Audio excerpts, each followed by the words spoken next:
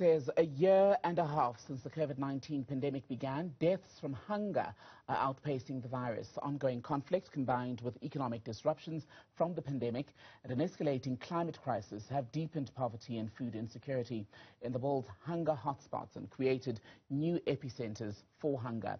Let's talk about this then with Lydia Zigomo, Global Programs Director at Oxfam, joining us from London, I believe, Lydia.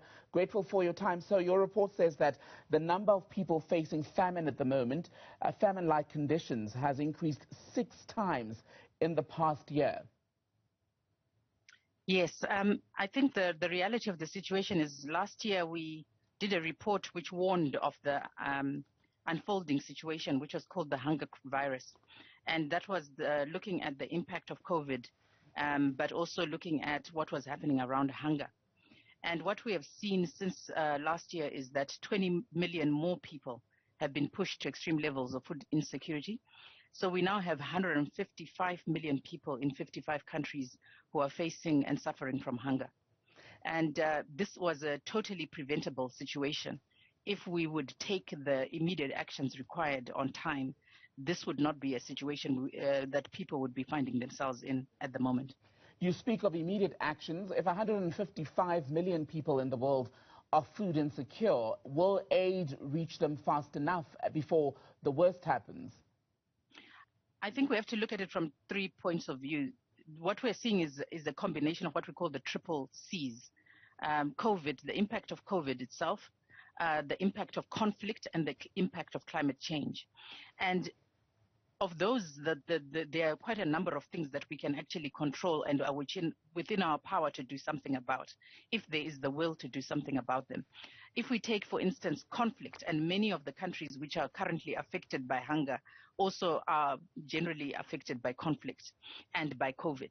So, and also to an extent climate change. So if we were to silence the guns and really put a concerted effort into stopping conflict, that would have an immediate effect of changing some of those statistics. On top of that, if we look at the global call that is currently going on around climate change, if we take that seriously and governments put in place what is required around that, again, that would begin to change the situation. But there are also immediate and urgent actions that can be taken by rich nations and corporates around supporting the United Nations humanitarian appeal for food security. There is enough. We believe that the issue of hunger is more around lack of will to actually act to change the situation rather than lack of food. So if we put the necessary resources in the short term to help the most at need people who are facing famine-like conditions, we believe that there is an opportunity to change these statistics. I'm wondering, Lydia, if in the rush by individual countries to respond to their own populations and the crisis of COVID-19, the urgent need to resolve conflict, which leads to a worsening situation as far as hunger, has somehow fallen by the wayside. Indeed, you're right. I think unfortunately, what we saw unfolding with COVID-19 was a nationalistic type of response where people were more concerned about what was happening in their own backyards, and forgetting that we are a global community who are connected in so many ways. So climate change has already taught us that the countries least contributing to emissions are being most impacted by climate change. And COVID has also taught us that disease knows no borders and no boundaries. So I think we need to actually understand what all these types of disasters and disease outbreaks are telling us about the nature of our connectedness as a world. And therefore, nationalistic tendencies do not actually solve the problem.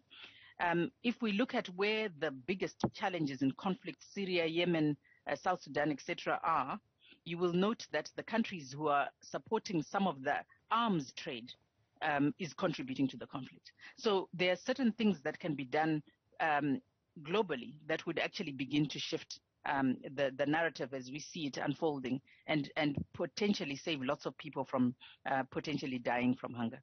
Linked to the issue of conflict is starvation as a weapon of war. How is that showing itself? With starvation, one of the things to remember is that people are being starved. They're not starving, they're being starved. because there are actions which could be taken to prevent them being experiencing starvation. So if we put into place the funds necessary to provide the immediate short-term relief that these people require in the form of supporting the UN appeal, if we also work with national governments in the countries who are facing the biggest challenges in this area to be able to provide, for instance, social protection safety nets and programs that extend to the people most in need. And these people most in need, while they are predominantly in rural areas, are also often in informal urban settlements. So it is a combination of actions in relation to what can be done short term, but what also needs to be done long term in terms of supporting the resilience of local communities by investing in them in a way that enables them to absorb more appropriately the shocks which they encounter when there's storms, droughts, and floods, which are the main issues of climate change.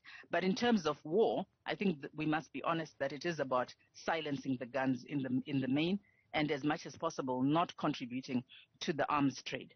I'm curious about the issue of food prices outside of the context of war, which have shot up because companies are now battling as a result of the pandemic to meet their profit margins. Does that then fall on the global governments to try and cushion the blow for consumers?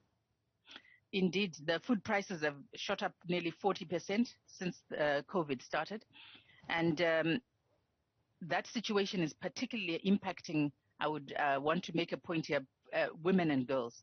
If we think about the fact that a lot of women and girls are in the informal sector anyway, they are also the main producers, being smallholder farmers.